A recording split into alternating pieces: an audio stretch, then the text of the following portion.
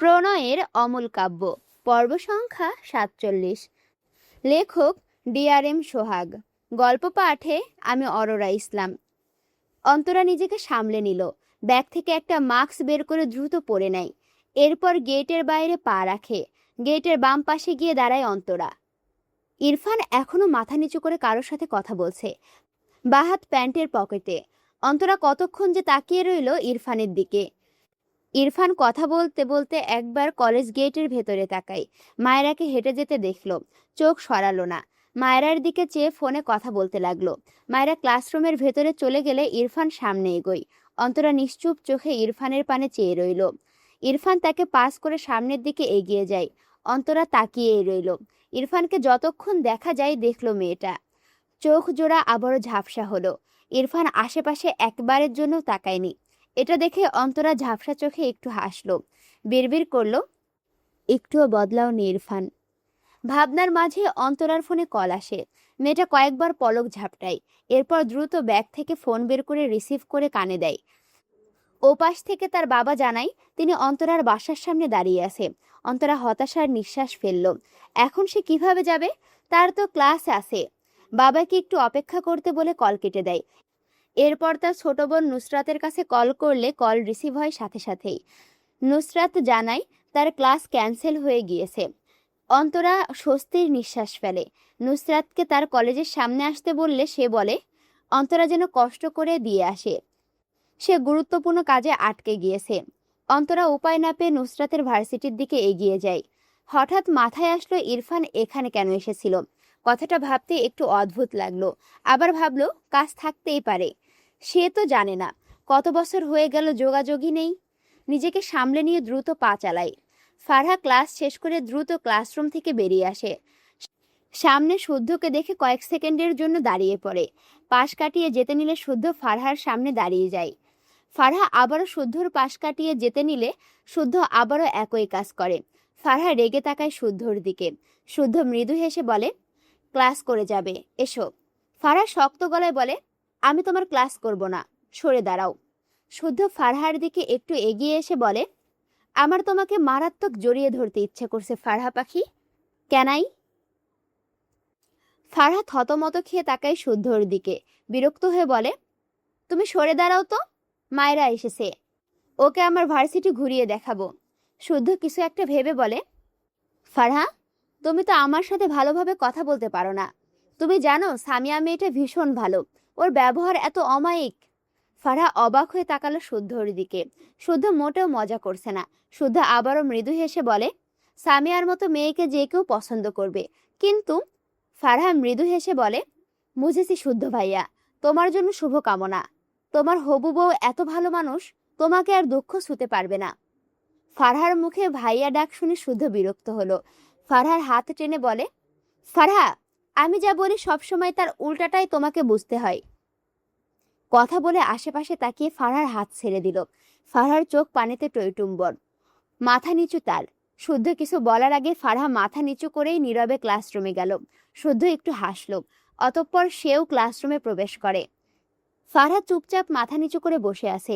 শুদ্ধ ক্লাস নেওয়ার ফাঁকে ফাঁকে ফারহার দিকে তাকায়। মেয়েটা একবারও তো মাথা তুলে তাকায়নি। শুদ্ধ কথা বলতে বলতে ফারহার পাশে এসে দাঁড়ায়। ফারহার খাতায় নজর করলে দেখল ফারহা পুরো খাতায় লিখে ভরে ফেলেছে, শুদ্ধ ভাই তুমি আমার। শুদ্ধ এটা দেখে না হেসে পারল না, তবে শব্দ করে হাসল না। শব্দহীন হেসে সামনে চলে যায়। ক্লাস শেষে ফারহা ক্লাসরুম থেকে বেরোলে শুদ্ধকে আবারও তার সামনে দাঁড়াতে দেখে মাথা নিচু করে নিল। শুদ্ধ হেসে বলে, আমার রুমে এসো। ফারহা মাথা নিচু করেই বলে, মায়েরা ওয়েট করছে আমার জন্য। শুদ্ধ ফারহার পিছনে দাঁড়িয়ে বলে, ইরফান গিয়েছিল মায়েরার কাছে, তুমি এইসব চিন্তা ঝেড়ে আমার রুমে এসো। সামিয়াকে একবার ডাকলেই চলে আসে। ফারহা পিছু ফিরে তাকায় শুদ্ধর দিকে, চোখ জোড়ায় পানি চিকচিক করছে। শুদ্ধ হেসে আফসোসের সুরে বলে, বেশি ভালোবাসা রাখার পাত্র অর্ডার করতে হবে মনে হচ্ছে, আমি তো রাখার জায়গা পাচ্ছি না। ফারহা এবারেও কিছু বলল না, মাথা নিচু করে নিল। শুদ্ধ হেসে বলে, তুমি জানো তো আমি কেমন, তবুও এই মিথ্যা কথাগুলো শুনে কান্না করো কেন? ফারহা হঠাৎই শব্দ করে হেসে ফেলে। নিজেকে সামলে বলে, দেখবে? শুধু ভুরু কুঁচকে বলে, কি? ফারহা আশেপাশে খেয়াল করলে দেখলো শাহেদ হেঁটে এদিকে আসছেন। ফারহা শুদ্ধর সামনে থেকে সরে গিয়ে হাত উঁচিয়ে ডেকে বলে, এই শাহেদ, তোকে তো মারাত্মক হ্যান্ডসাম লাগছে। ফারহার ডাকে শাহেদ ফোন থেকে চোখ তুলে তাকায়, ভুরুকুসকে এগিয়ে এসে বলে, তোরা কোন ভূতে ধরছে? ফারহা হেসে বলে, তুই আসলেই সুন্দর, এটা অস্বীকার করবি? আমার যদি তোর মতো একটা জামাই হতো, হাউ সুন্দর হতো বল। শাহেদ বিরক্ত চোখে চেয়ে আছে ফারহার দিকে। সে সুন্দর, মেয়েরা এক দেখায় পছন্দ করবে, এটা অস্বীকার করার মতো নয়, কিন্তু এই সেমরি তারে এইসব গান শোনাই কেন? পিছন থেকে শুদ্ধ রেগে বলে, তুমি এই ভার্সিটির সবচেয়ে বিশ্রী ছেলে, রাইট? শাহেদ ফারহার থেকে একটু পিছনে শুদ্ধকে দেখে থতমত খেয়ে একটা সালাম দেয়। শাহেদ ঢোক গিলে বলে, স্যার আসছি। কথাটা বলেই যেন পালালো। কি জ্বালা, ফ্রেন্ডের ফিয়ন্সি স্যার হলে বহুত প্যারা। শুদ্ধ পেছন থেকে দাঁতে দাঁত চেপে বলে, তোমার ওর মতো জামাই চাই ফারহা পাখি? ফারহা হাসলো। শুদ্ধকে উত্তর না দিয়ে হুট করে দৌড় দিল, সিঁড়ি বেয়ে নামতে লাগলো। একবার পিছু ফিরে বলে, মানুষ কারণ ছাড়াই রেগে যায়, কি একটা অবস্থা। শুদ্ধ গম্ভীর চোখে ফারহার দিকে চেয়ে রইল। কি সুন্দর ফুরফুরে মেজাজ গরম করে দিয়ে চলে গেল তার না হওয়া বউটা। আচ্ছা, এইবার দৃশ্যপট অন্তরার কাছে গেল, বুঝছো? অন্তরা ভার্সিটির প্রাঙ্গণে এসে দাঁড়িয়েছে, বারবার নুসরাতকে কল করছে, তার খবর নেই, মেজাজ খারাপ হচ্ছে। এই মেয়ে কোথায়? তাকে আসতে বলে এখন উধাও হয়ে গিয়েছে। একের পর এক কল করতে থাকে নুসরাতকে। তার ক্লাস টাইম চলে যাচ্ছে। হঠাৎই কিছুটা দূরে ইরফানকে দেখে তার চোখ বড় বড় হয়ে যায়। ইরফান এখানে কেন? মুখের মাস্ক তো ফেলে দিয়েছে। কি করবে ভেবে না পেয়ে দ্রুত উল্টো ঘুরে হাঁটতে লাগলো। কিছু দূর যেতে শুদ্ধর গলা পায়, তুই অন্তরা না? অন্তরার পা থেমে যায় কিছু সময়ের জন্য, কিন্তু একেবারে থেমে যায় না, আবারও দ্রুত পা চালায়। শুদ্ধ ভুরুকুসকে অন্তরার পিছে পিছে আসতে আসতে বলে, এই অন্তরা। বলতে বলতে অন্তরার সামনে এসে দাঁড়ায়। অন্তরা শুদ্ধকে দেখে দাঁড়িয়ে পড়ে। শুদ্ধ ভুরুকুসকে বলে, পালাচ্ছিলি কেন? অন্তরা শুদ্ধর দিকে চেয়ে কাদো কাদো মুখ করে বলে, একটা কফি শপে বসে কথা বলবো পরে, এখন যাই, দেখি সর। শুদ্ধ ভুরুকুসকে অন্তরাকে আটকে বলে, আরে কি পালাই পালাই করছিস?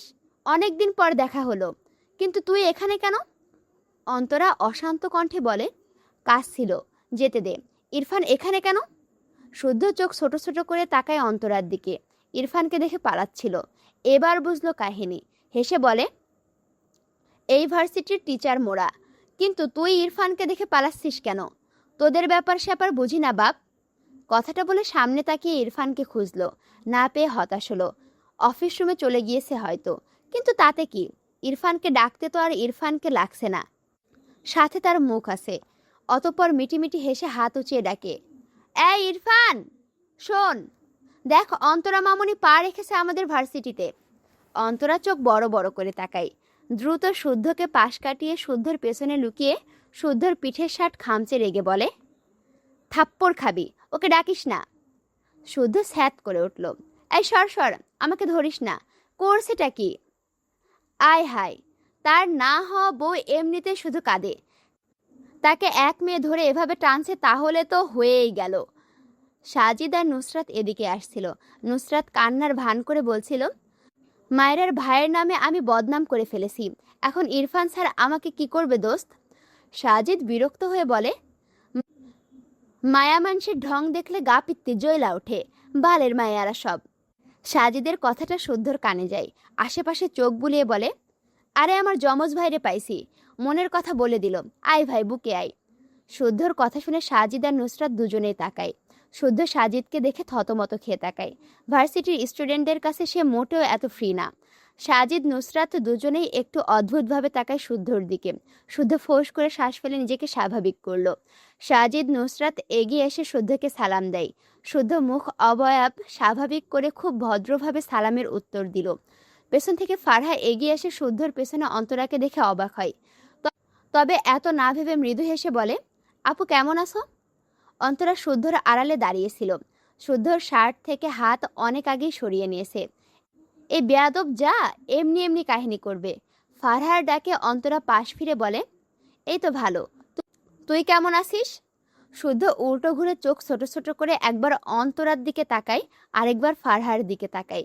সাজিদ আর নুসরাত যেতে গিয়েও থেমে যায় অন্তরার গলা পেয়ে। তারা অন্তরাকেই খুঁজছিল। ফারহার পাশে এসে দাঁড়ায় দুজনেই। শুদ্ধ চিন্তিত কণ্ঠে অন্তরার ফারহার উদ্দেশ্যে বলে, তোরা একে অপরকে কিভাবে চিনিস? অন্তরা উত্তর দেয়, নুসরাত আমার ছোট বোন, আর নুসরাতের সব ফ্রেন্ড আমার ছোট ভাই বোন। কথাটা বলে শুদ্ধর আড়াল থেকে দেখার চেষ্টা করলো ইরফান আছে কিনা। শুদ্ধ বুঝলো এদের সম্পর্ক। অন্তরাকে উকি মারতে দেখে হেসে বলে, আরে ইরফান নাই, তখন এমনি বললাম। আমার কথা বিলিভ করিস দেখে ভালো লাগলো। আজকাল সবাই ভিলেন হয়ে যাচ্ছে, মনে হয় আমার একটা সঙ্গী পেলাম। ফারহা প্রশ্নাত্মক চোখে তাকায় শুদ্ধর দিকে। অন্তরার সাথে শুদ্ধর কি কানেকশন? কথা শুনে তো মনে হচ্ছে তারা অনেক পরিচিত। অন্তরা স্বস্তির নিঃশ্বাস ফেলে। শুদ্ধর দিকে কটমটে দৃষ্টিতে তাকিয়ে মেজাজ দেখিয়ে বলে, কুকুরের লেজ আসলে সোজা হয় না, সেটা তোকে দেখে উপলব্ধি করলাম। শুদ্ধ থতমত খেয়ে তাকায়। তার স্টুডেন্টদের সামনে তার ইজ্জত খেয়ে দেবে নাকি? অন্তরার দিকে তাকিয়ে সিরিয়াস হয়ে বলে, অন্তরা চল যাই। অন্তরা ভুরু কুঁচকে বলে, কোথায়? তোর চোখে ছানি কাটাতে। আমার একটা রেসপন্সিবিলিটি আছে না? আমার মায়ের চোখে ছানি পড়েছে, টাকা নিয়ে চিন্তা করিস না, আমি সব খরচ দিব। আয় আয়, লেট করিস না। অন্তরা বিরক্ত হয়ে বলে, আমার চোখে ছানি পড়েনি, তুই যা তো। শুদ্ধ হাত ঝাড়া দিয়ে বলে, আরে পাগলেরা স্বীকার করতে পছন্দ করে না, তারা পাগল। তুই আয়। জলজন্ত কিউট একটা ছেলেকে তুই কুকুর দেখছিস? না, মারাত্মক অধঃপতন হয়েছে তোর চোখের, আমি সহ্য করতে পারছি না। আয় মা। শুদ্ধর কথা শুনে নুসরাত, ফারহা আর সাজিদ শব্দ করে হেসে ফেলল। অন্তরা কটমটে দৃষ্টিতে তাকায় শুদ্ধর দিকে। শুদ্ধ পাত্তা দিল না, মিটমিটিয়ে হাসছে সে। ফারহার দিকে তাকিয়ে অন্তরাকে দেখিয়ে বলে, ফারহা, এটা তোমার 2 নম্বর শাশুড়ি। ফারহা কৌতূহলী চোখে অন্তরার দিকে তাকায়। অন্তরা ভুরুকুসকে শুদ্ধর দিকে তাকিয়ে প্রশ্ন করে, ফারহা তোর কে হয়? শুদ্ধ ফারহার দিকে তাকিয়ে হেসে বলে, আমার বাড়ির কাজের লোক। সুন্দর না? ফারহা রেগে তাকায় শুদ্ধর দিকে। অন্তরা বিরক্ত হলো। একে কোন দুঃখে জিজ্ঞেস করল। নুসরাত আর সাজিদ একটু অবাক হয়, শুদ্ধকে এই রূপে কখনো দেখা হয়নি। দুজনেই ফারহার মুখের দিকে তাকায়। সাজিদ মনে মনে হাসছে ফারহার অবস্থা দেখে। নুসরাত মিটিমিটি হাসছে। ফারহার কানের কাছে গিয়ে বলে, শুদ্ধ স্যারের রুচি তো সেই লেভেলের, ভার্সিটির মেয়েকে কাজের মেয়ে হিসেবে রেখেছে। ফারহা রেগে তাকায় নুসরাতের দিকে। নুসরাত মেকি হেসে অন্তরার পাশে এসে দাঁড়িয়ে বলে, আপু চাবি দাও। অন্তরা নুসরাতের কান টেনে ধরে, রেগে বলে, কতগুলো কল করেছি দেখ তো। নুসরাত অসহায় চোখে তাকায়। শুদ্ধর দিকে তাকালে দেখলো ভুরুকুসকে চেয়ে আছে তাদের 2 বোনের দিকে। নুসরাত ইনোসেন্ট মুখ করে বলে, ফোন সাইলেন্ট ছিল, কান ছাড়ো আপু। অন্তরা নুসরাতের কান ছেড়ে নুসরাতের হাতে ঘরের চাবি দিয়ে বলে, বাবা ওয়েট করছে, দ্রুত বাড়ি যা। সাজিদের দিকে তাকিয়ে বলে, সাজিদ ওকে একটু নামিয়ে দিয়ে আয় ভাই, আমার টাইম নাই। সাজিদ মাথা নেড়ে বলে, যাচ্ছি আপু। এরপর অন্তরা ফারহার দিকে তাকিয়ে বলে, একদিন আমাদের বাড়ি আসবি, এখন আমি যাচ্ছি, টাইম নেই। ফারহা অন্তরার হাত ধরে শুদ্ধকে দেখিয়ে বলে, আপু উনি তোমার কে হয়? অন্তরা শুদ্ধর দিকে তাকিয়ে হেসে বলে, আরে ও আমার ভার্সিটি লাইফের ফ্রেন্ড, কিন্তু এই বাদরটা তোর কে হয়? ফারহা অন্তরার মুখে বাদর শুনে একটু হাসলো। সাজিদ আর অন্তরা শুদ্ধর দিকে তাকালো। কথার ধরনেই বুঝেছিল অন্তরা শুদ্ধর বন্ধু। শুদ্ধ খুবই বিব্রত বোধ করল। এই বেয়াদ্দপ মহিলা স্টুডেন্টদের সামনে তার ইজ্জত খেয়ে দিচ্ছে। শুদ্ধ ফোঁস করে শ্বাস ফেলে অন্তরার উদ্দেশ্যে বলে, ফারহা ফাইজের বোন গর্ধব। অন্তরা শুদ্ধর কথা শুনে অবাক হয়ে তাকায় ফারহার দিকে। মাথায় হাত দিয়ে বলে, ফারহাকে তো সেই কবে থেকে চিনি, তুই ফাইজের বোন আমাকে বলবি না? ফারহা অবাক চোখে তাকালো। তার ভাইয়ের ফ্রেন্ড অন্তরা আপু? শুধু একটু আড়ালে গিয়ে ইরফানকে কল করে বাইরে আসতে বলে দ্রুত। অন্তরা নুসরাত আর সাজিদকে পাঠিয়ে ফারহার থেকে বিদায় নিয়ে দ্রুত ভার্সিটি থেকে বের হওয়ার জন্য পা বাড়ায়। শুধু পেছন থেকে বলে, অন্তরা দাঁড়া, ইরফান আসছে। অন্তরা দাঁড়ালো না, পায়ের গতি আরও বাড়ালো। শুদ্ধ বিরক্ত হয়ে বলে, আরে ইরফান মন খারাপ করবে রে, দেখা করে যা। অন্তরা বিড়বিড় করল, করুক, তাতে আমার কি? ফারহা একবার শুদ্ধকে দেখল, আরেকবার অন্তরাকে দেখল। কিছুক্ষণের মাঝে ইরফান এসে জিজ্ঞেস করে, হোয়াট হ্যাপেন্ড? শুদ্ধ হতাশ হয়ে বলে, চলে গেল তো, লেট করে ফেলেছিস। ইরফান ভুরুকুসকে বলে, কে? শুদ্ধ চরম মন খারাপের ভান করে বলে, তোর জান প্রাণ অন্তরা। ইরফান বিরক্ত চোখে তাকালো শুদ্ধর দিকে। এরপর দ্রুত চোখ ঘুরিয়ে আশেপাশে তাকিয়ে গম্ভীর গলায় বলে, হোয়াট? কাঙ্ক্ষিত মানুষকে দেখতে না পেয়ে শুদ্ধর দিকে তাকিয়ে রেগে বলে, থাপ্পড় খাবি, ফান করার লিমিট রাখতে পারিস না? শুদ্ধ ইরফানের দিকে চেয়ে মিটিমিটি হেসে বলে, দেখতে না পেয়ে কষ্ট হচ্ছে বুঝি? আফসোস হচ্ছে? অন্তরা কিন্তু বিয়ে করেনি এখনো, আফসোস করিস না। ইরফান বিরক্ত হলো, তবে চোখ ঘুরিয়ে ঘুরিয়ে খুঁজলো বোধহয় অন্তরাকে। শুদ্ধ ইরফানের দিকে চেয়ে আবারও মিটিমিটি করে হেসে বলে, আরে ভালোবাসা, মায়রাটার যে কি হবে, দেখে মায়রার জন্য ছেলে খুঁজতে হবে।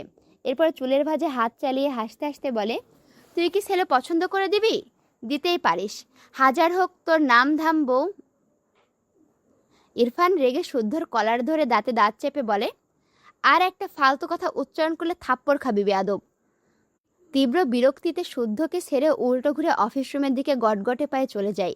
ফারহা অবাক হয়ে তাকিয়ে আছে, সব তার মাথার উপর দিয়ে গেল। অন্তরা আপু ইরফান ভাইয়ের সাথে কথা বলল না, আবার শুদ্ধর কথাগুলো কেমন যেন ঠেকলো। যদিও শুদ্ধ মজা করে, তবুও ফারহার কেমন যেন লাগলো। সবচেয়ে বড় কথা, অন্তরা আপু বিয়ে করেনি এখনো, বয়স তার 26+।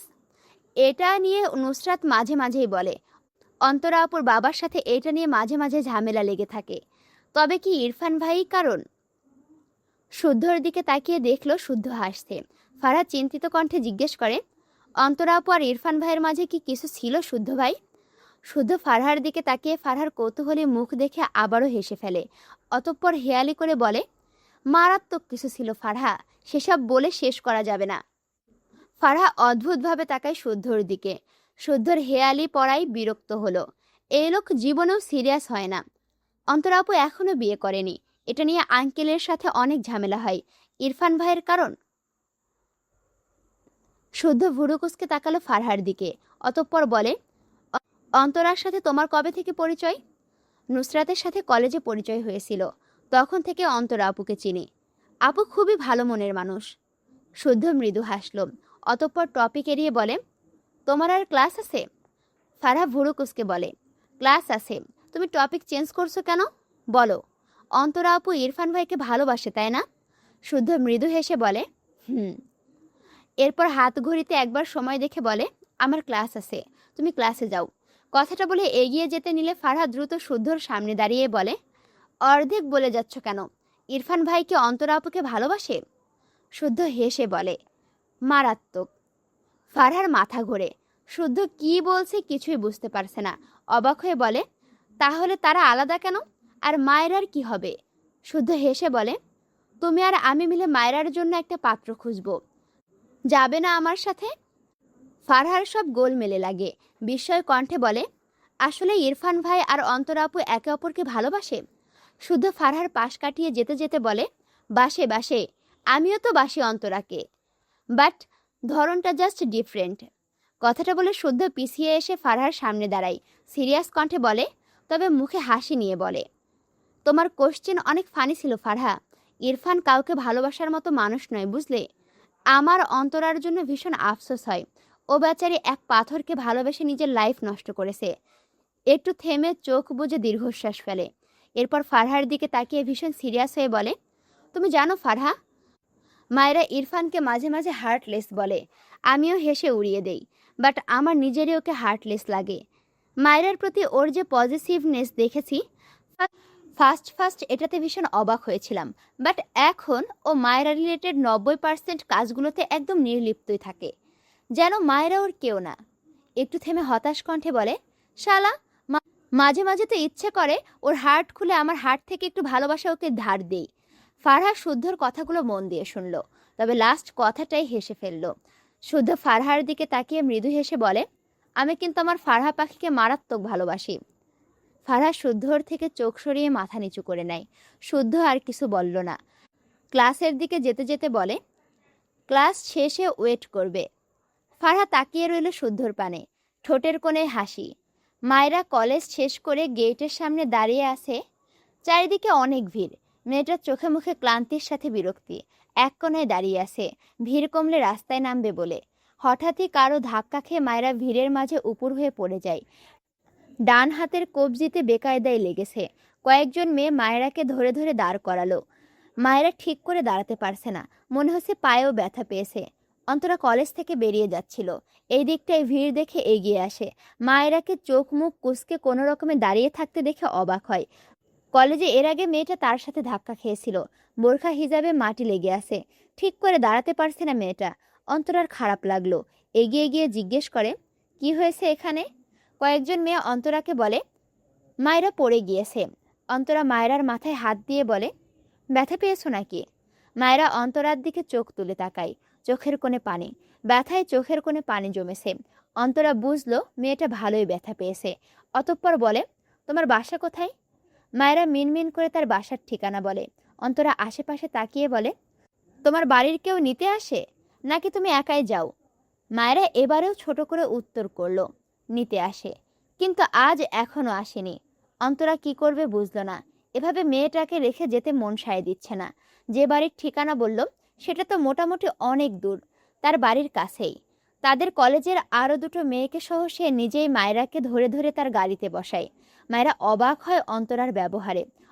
অপরিচিত এক মেয়েকে এভাবে কোনো স্টুডেন্টকে কোনো ম্যাডাম হেল্প করে? মায়েরার দৃষ্টিতে অন্তরা মৃদু হেসে বলল, আপাতত আমার বাড়ি গিয়ে রেস্ট নিও। আমার বাড়ি এখান থেকে খুব বেশি দূরে নয়। ওখানে গিয়ে তোমার বাড়ির কাউকে ফোন করলে তোমাকে নিয়ে যাবে। তারা হয়তো কোনো কাজে আটকে গিয়েছে। মায়েরা ভীষণ অবাক হয়। অন্তরা ড্রাইভিং সিটে বসে গাড়ি স্টার্ট দিল। মায়েরা মেয়েটাকে অন্তরা চিনে নিয়েছে। কিছু স্টুডেন্টকে ক্লাসে নোটিস করে যেমন, অন্তরা মায়েরাকে সেভাবে নোটিস করেছে। দুটো কারণে অন্তরার চোখে পড়েছে মায়েরাকে। একটা, এই মেয়ে প্রচুর কথা বলে। বেশ কয়েকদিন মেয়েটা পরিচিত মুখ হয়ে গিয়েছে। প্রচুর কথা বলার জন্য মায়েরাকে সবসময় প্রায় 90% পড়া ধরত অন্তরা। মজার ব্যাপার, এই মেয়ে সব উত্তর ঠিকঠাক করে দিত। অন্তরার ভালো লেগেছে মায়েরা ভালো স্টুডেন্ট বলে। আরেকটি ভালো লাগার কারণ, মায়েরা মেয়েটা একদম তার ছোট বোন নুসরাতের মতো, ভীষণ চঞ্চল। মায়েরা অন্তরার কাজে সহজ হলো।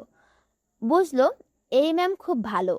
অতঃপর বলে, ম্যাম আপনার নাম কি? অন্তরা আর চোখে মায়েরার দিকে তাকিয়ে বলে, অন্তরা। পড়লে কিভাবে তুমি? মায়েরা একটু ভেবে বলে, ম্যাম আমার মনে হয় আমাকে কেউ ধাক্কা দিয়েছে। অন্তরা হেসে বলে, তোমার শরীরে তো কিছুই নেই, তোমাকে ধাক্কা দিতে হবে নাকি? মায়েরা বিব্রত বোধ করে। অন্তরা গাড়ি স্টিয়ারিং ঘোরাতে ঘোরাতে প্রশ্ন করে, তোমাকে কে নিতে আসে? বাবা আসে, আজ হয়তো কাজে আটকে গিয়েছে। অন্তরা আর কিছু বলল না। ইরফান রাত 8টায় বাড়ি ফিরেছে। কলেজ শেষ করে অফিসে গিয়েছিল। তারেক নেওয়াজ ইরফানকে দেখে এগিয়ে এসে গম্ভীর গলায় বলে, মায়েরা কোথায়? ইরফানের পা থেমে যায়। ভুরু কুঁচকে তাকায় তার বাবার দিকে। তারেক নেওয়াজ দুপুরের পর ইরফানের নাম্বারে মেসেজ করে দিয়েছিল সে কাজে ব্যস্ত আছে। ইরফান যেন আজকে মায়েরাকে নিয়ে আসে। ভেবেছিল ইরফান মায়েরাকে ঠিক আনবে, কিন্তু সে বাড়িতে ফিরে হতাশ হয়েছে। ইরফান মায়েরাকে আনেনি। রাত 8টা বাজতে চলল, অথচ মায়েরার কোনো খোঁজ নেই। টেনশনে তার মাথা ফেটে যাওয়ার উপক্রম। ইরফান গম্ভীর গলায় বলে, আমাকে কেন আক্স করছো? তারেক নেওয়াজ রেগে বলে, ফোন চেক করনি নাকি জেদ করে আনতে যাওনি? ইরফান বুঝতে পারছে না, প্রশ্নাত্মক চোখে চেয়ে বলে, ও কোথায়? তারেক নেওয়াজ রেগে বলে, নেই ও। বললেও ও আমার মেয়ে। আমার মেয়ে হলে সেই হিসাবেও তোমার একটা দায়িত্ব থাকে। সব গুলে খেয়েছো? একটু থেমে বলে, ও তো তোমার বোঝা, তাই আনতে যাওনি তাই না? ভালো করেছো। কলেজ থেকে এখনো ফিরেনি। রাত বাজে 8টা। মেয়েটা কোথায় আছে কে জানে। আমার বন্ধুর আমানতের এ কি হাল হলো আমার কাছে এসে। ইরফান তার বাবার দিকে বিস্ময় দৃষ্টিতে তাকায়। ঢোক গিলল বেশ কয়েকবার। এরপর কোনো দিকে না তাকিয়ে সেভাবে দ্রুত পায়ে বাড়ি থেকে বেরিয়ে যায়। ইরফান দ্রুত পায়ে বাড়ি থেকে বেরিয়ে গাড়িতে বসে গাড়ি স্টার্ট দেয়। বারবার ঢোক গিলছে, চোখ জোড়ায় অসহায়ত্ব। সে তো বিকেল থেকে একবারও ফোন খুলে দেখেনি। একবার ফোন চেক করলে জানতে পারতো তার বাবা মায়েরাকে আনবে না। কথাটা ভাবতে রাগে চলন্ত গাড়ির স্টিয়ারিংয়ে একটা থাপ্পড় মারে। আশেপাশে চোখ বুলিয়ে মায়েরাকে খোঁজে। গাড়ির স্পিড বাড়ায়। প্রায় অর্ধেক সময়ে মায়েরা কলেজের সামনে দাঁড়ায়। রাস্তা ফাঁকা। ইরফান দ্রুত গাড়ি থেকে নেমে দাঁড়ায়। কলেজ গেটের সামনে গিয়ে দাঁড়ায়। কেউ নেই তো। ইরফান ফাঁকা কলেজ মাঠটার দিকে কেমন শূন্য চোখে তাকিয়ে রইল। চোখ দুটো অসম্ভব লাল। দ্রুত পায়ে এগিয়ে গেল কলেজ গেটের সামনে। এখানে কি করে থাকবে? এতক্ষণে কেউ এখানে বসে থাকে? ইরফান ঢোক গিলল। এক ধ্যানে কিছুক্ষণ সে অন্ধকারাচ্ছন্ন মাঠটার দিকে চেয়ে থাকে। যেখান দিয়ে আজ সকাল সকাল মায়েরা হেঁটে যাচ্ছিল ধীর পায়ে। ইরফান হঠাৎই কেমন যেন করে ডেকে উঠল, বাট ফ্লাওয়ার।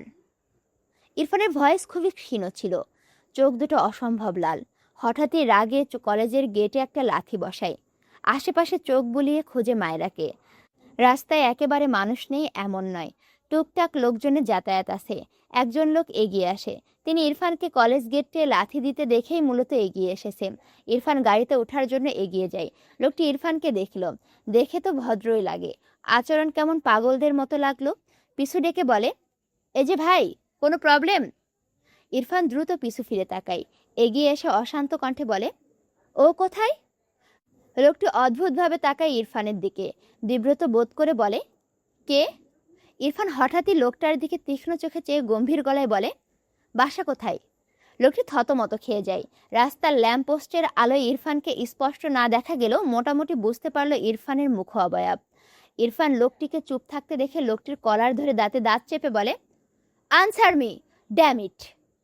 লোকটি ইরফানের ভারী গলায় ভীষণ ভয় পায়। যেভাবে জেরা করছে মনে হচ্ছে সন্ত্রাস নয়তো আইনের লোক। লোকটি ভীত স্বরে আঙুল দিয়ে দেখালো দুটো বাসা পরেই তার বাসা।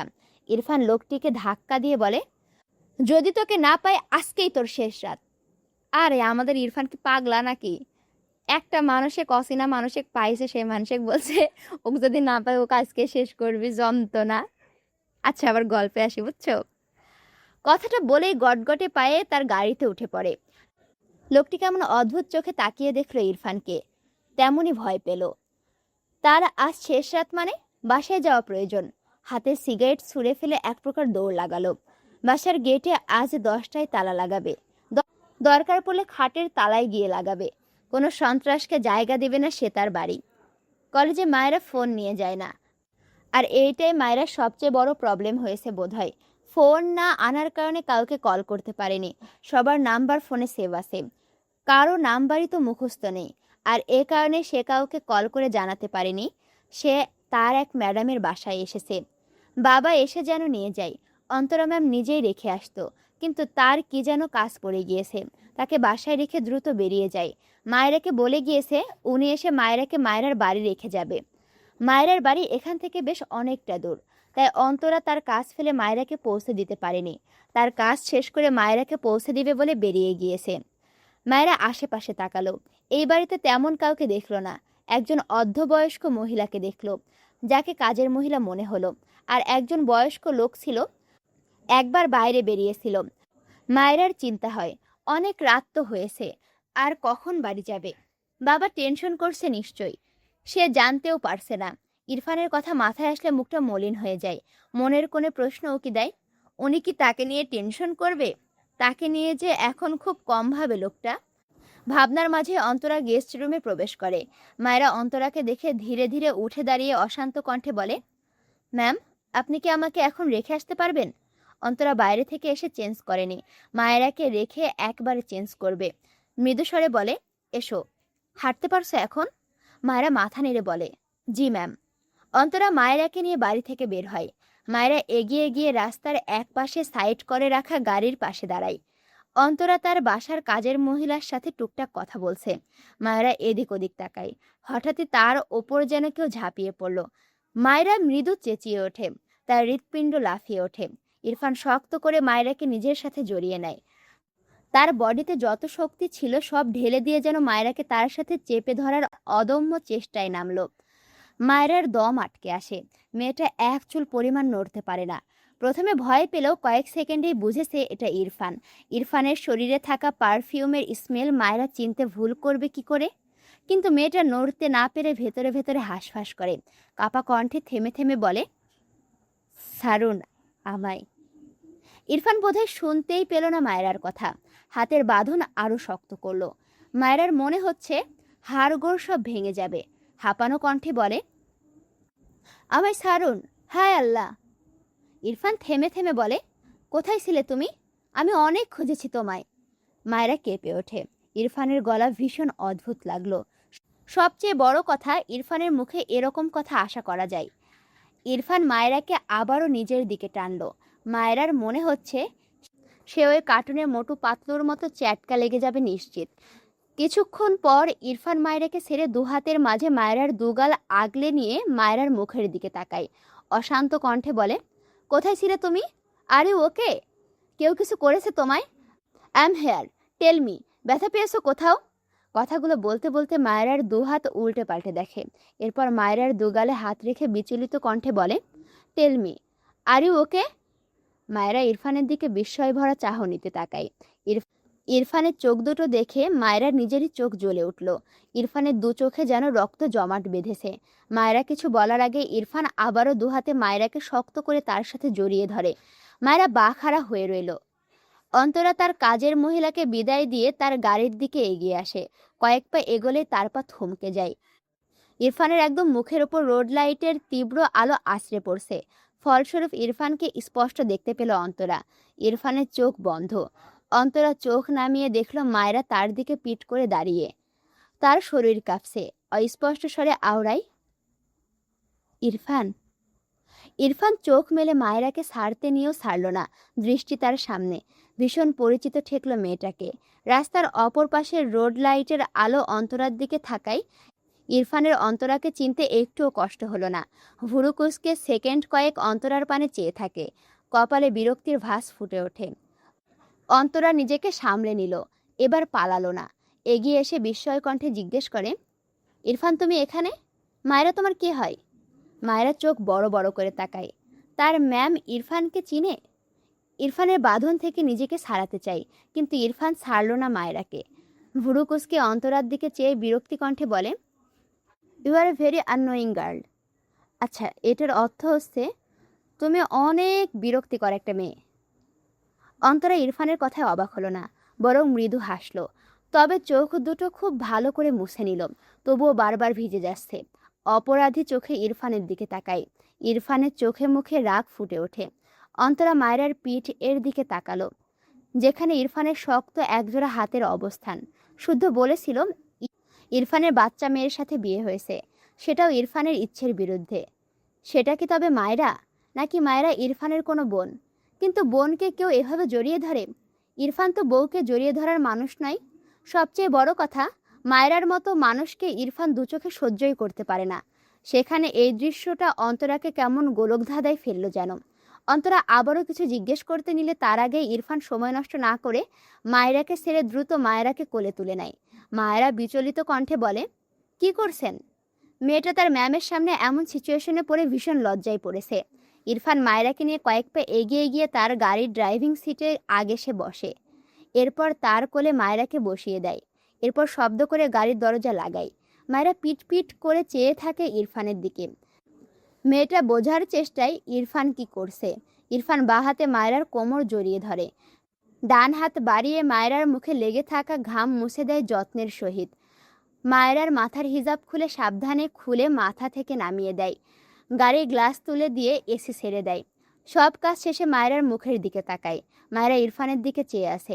দুজনের চোখাচোখি হয়। ইরফান শক্ত কণ্ঠে বলে, এখানে কিভাবে আসলে? মায়রা কেঁপে ওঠে। ইরফানের চোখ দেখেই তার ভয় লাগছে। মায়রা কিছু বলার আগে ইরফান মায়রাকে তার কোল থেকে নামিয়ে সিটে বসিয়ে দেয়।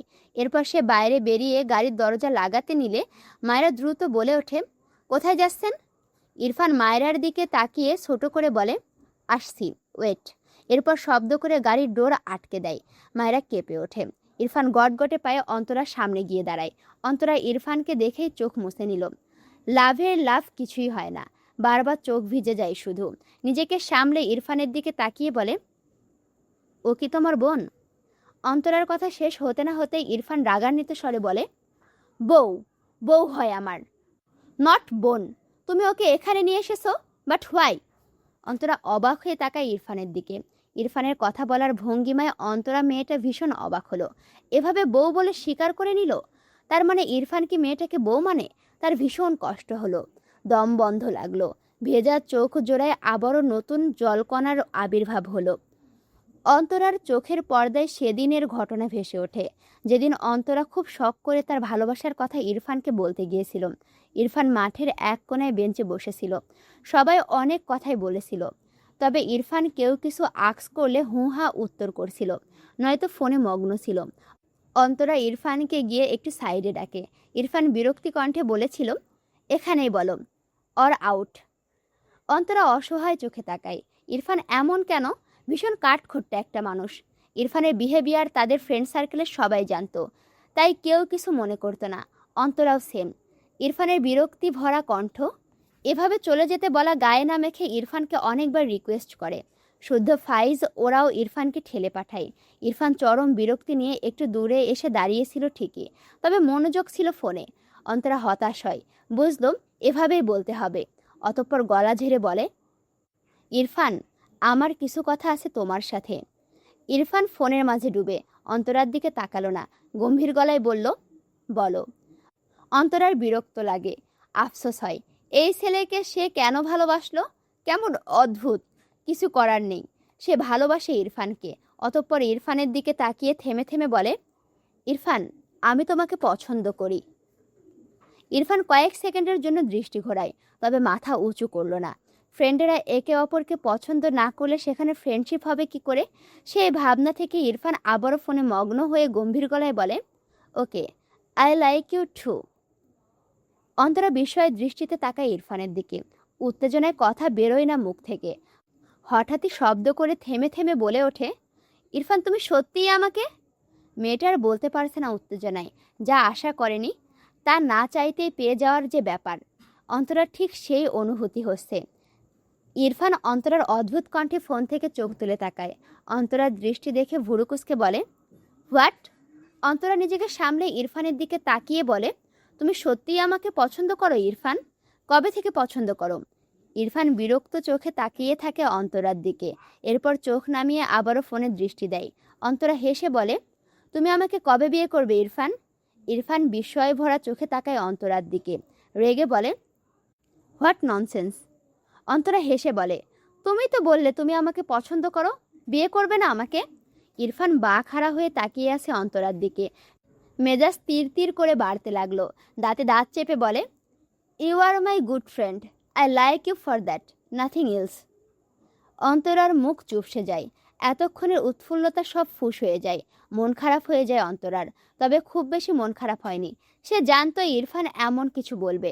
ইরফান সামান্য একটা কথা বললে যা রিয়াকশন দেয়, ইরফানকে মানাতে তার কাঠখড় পুরাতে হবে খুব, সে জানে।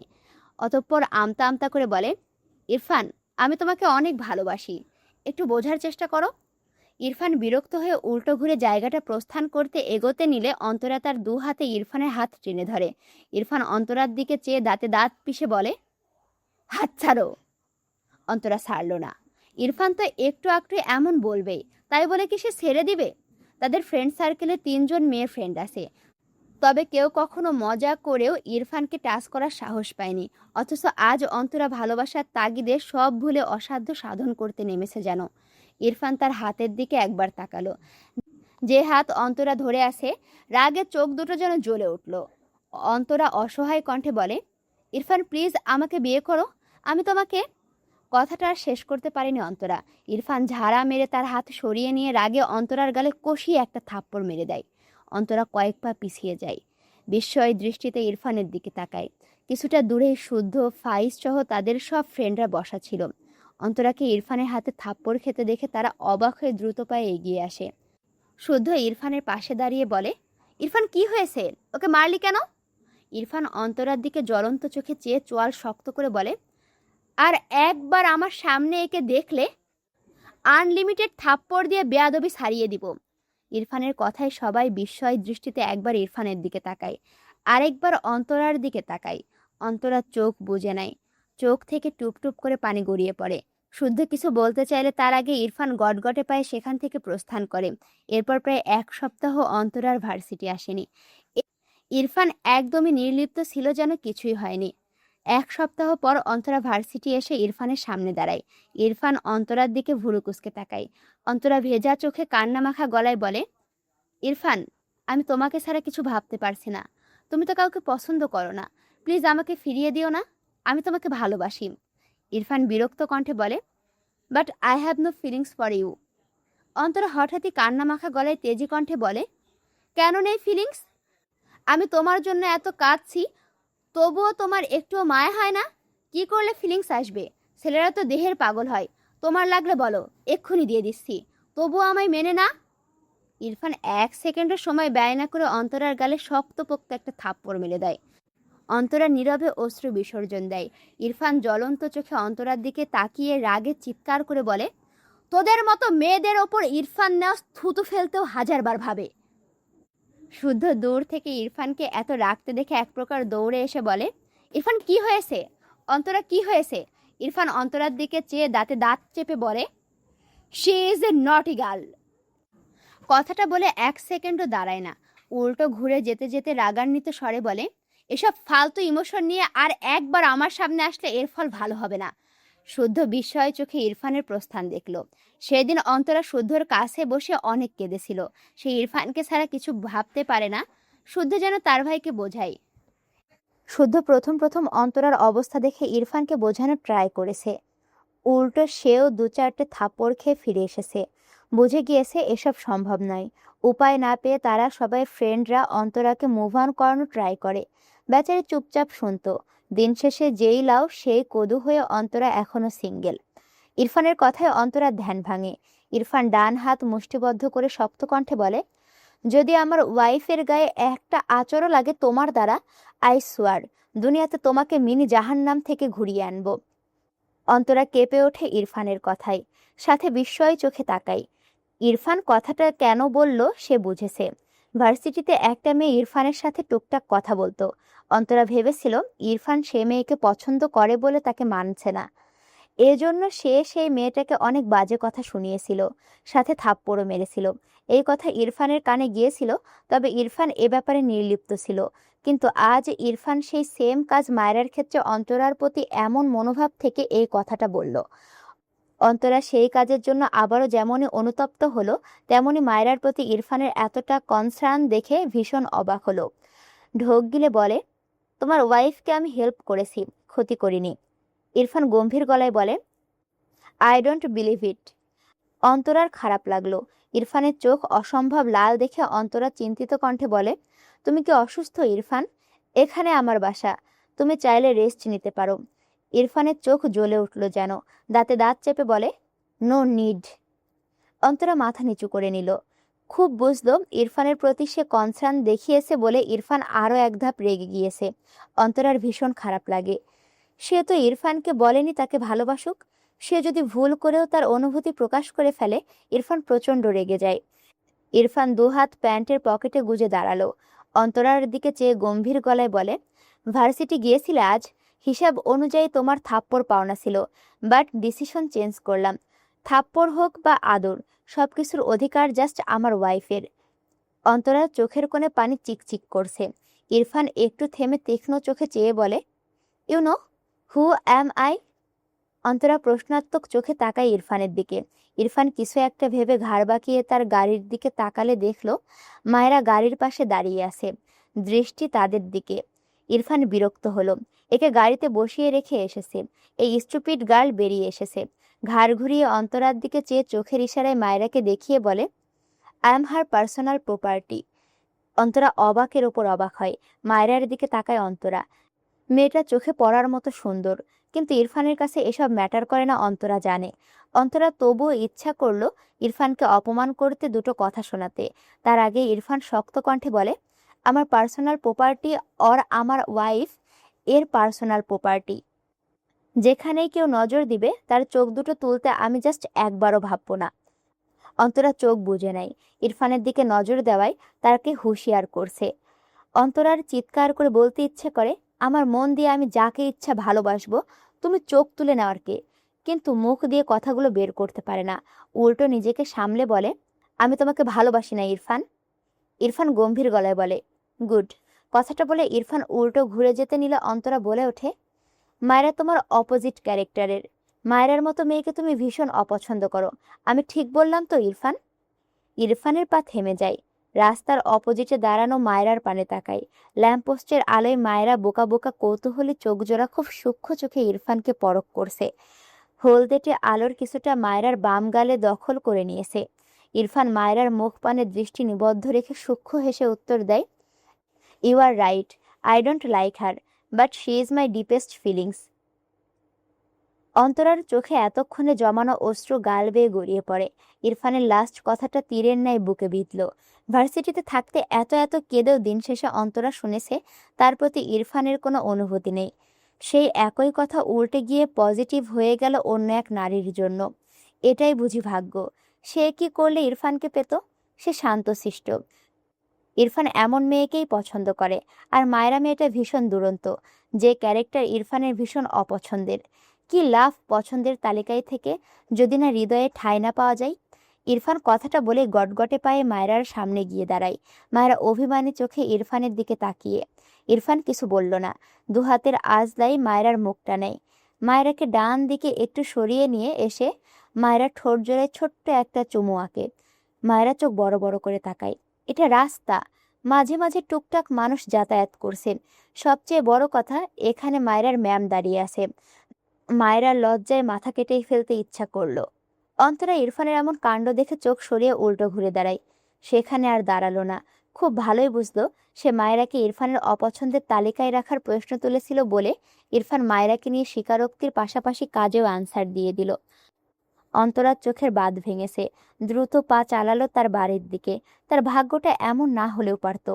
মায়েরা ইরফানের দিকে রেগে তাকায়। অসভ্য লোক একটা। ইরফান ভাবলেশীন।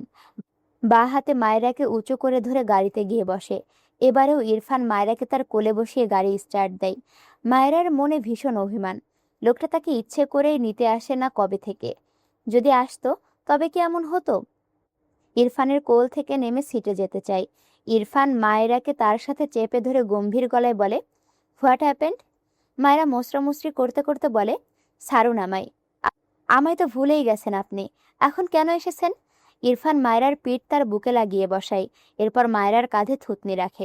দুহাতে গাড়ির স্টিয়ারিং ঘোরাতে ঘোরাতে ঠোঁট বাঁকিয়ে সূক্ষ্ম হেসে মৃদুস্বরে বলে, স্টুপিড, বড় হও, নয়তো আরও ভুলে যাব। কথাটা বলে গাড়ির ভেতরের লাইট অফ করে দেয়। বাঁ হাতে মায়রার মাথার ওপর থেকে হিজাব নামিয়ে দেয়। ডান পাশের কাঁধ থেকে হিজাব নামিয়ে দেয়। দৃষ্টি সামনে। ডান হাতে স্টিয়ারিং ঘোরায়। এরপর বাঁ হাতে মায়রার পেট বরাবর হাত রেখে ঘাড় বাঁকিয়ে মায়রার গলার ভাঁজে মুখ গুজে শব্দ করে একটা চুমু খায়।